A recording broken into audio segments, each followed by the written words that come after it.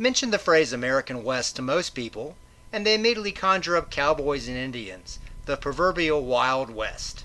They think of gunfights at high noon, a dry cattle town with tumbleweeds blowing down the streets, cowboys playing poker in saloons, Indians in teepees following the buffalo herds, or maybe even hardscrabble homesteaders trying to make a living in a harsh climate.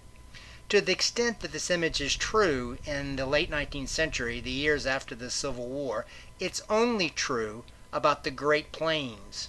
The far west, the Pacific West, was already largely settled and developed after the Civil War. In this first section, we're going to look at this far west, the Pacific West, from the Civil War to 1900.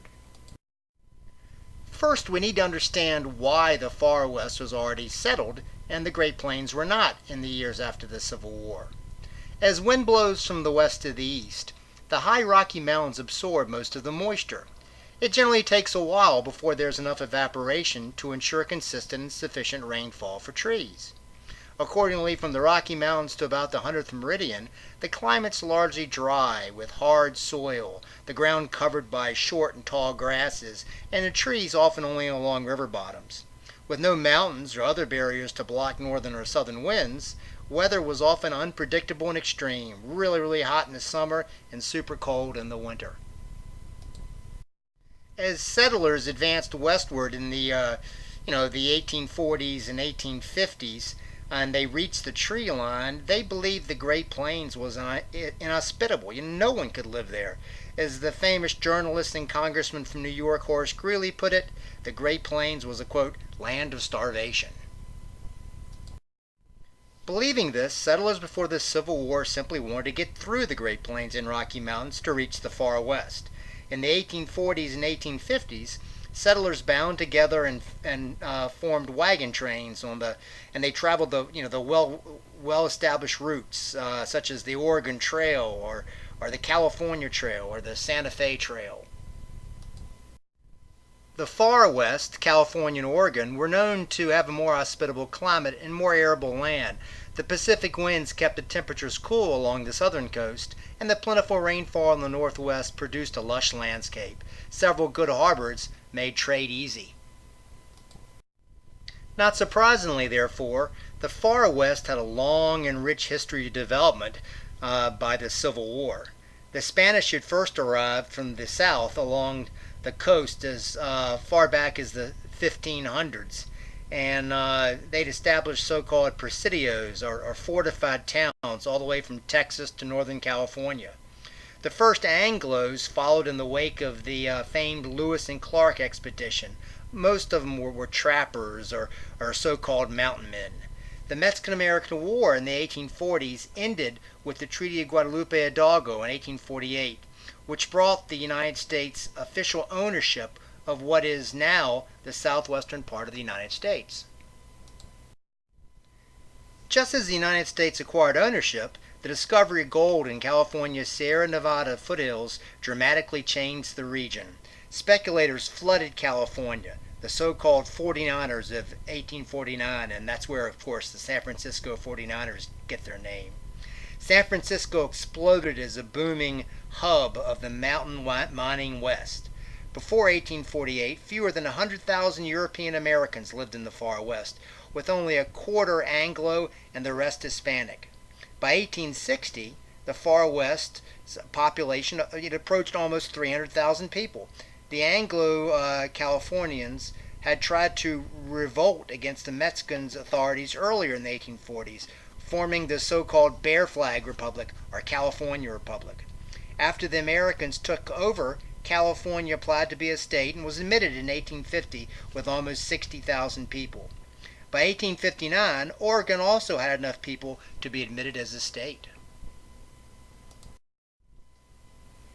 In any event, by the late 19th century, the far west had little in common with the image of the Wild West conjured up by many. San Francisco, for one, was no dusty cattle town, but by 1890, a city that had grown to over 250,000 people, making it the 8th largest city in the United States at the time. California had launched a number of major economic interests, including the Wells Fargo Bank, the Levi Strauss Dry Goods and Clothing Store, and the Ghirardelli Chocolate Company.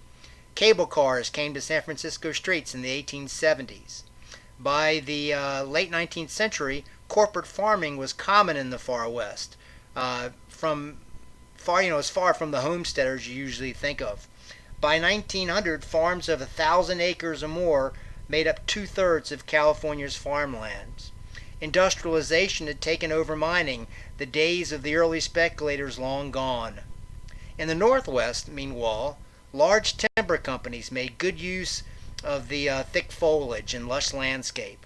A number of large cities existed, many doubling from 1890 to 1900. By the end of the 19th century, Sacramento had a population of almost 30,000 people. San Diego had over 20,000. Los Angeles had over 100,000. Seattle had over 80,000. And Portland, Oregon, it hit almost 90,000.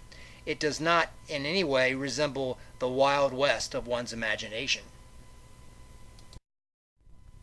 The far west by the late 19th century also wrestled with its own unique population. While the eastern states debated Irish immigration, in California, the Anglo influx displaced the earlier Hispanic residents, the so-called Californios.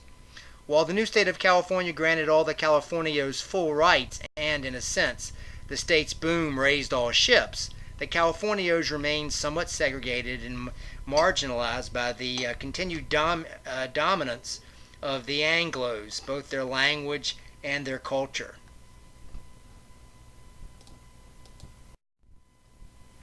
In California, an increasing number of Chinese immigrants crossed the Pacific and arrived to considerable segregation and racism.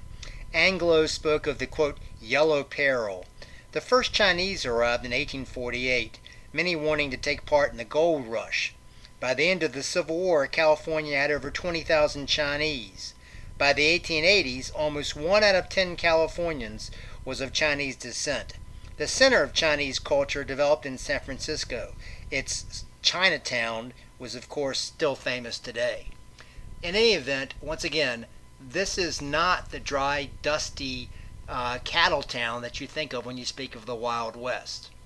We'll talk about the Wild West of the Great Plains in later lectures. This concludes the lecture on the Far West in the late 19th century.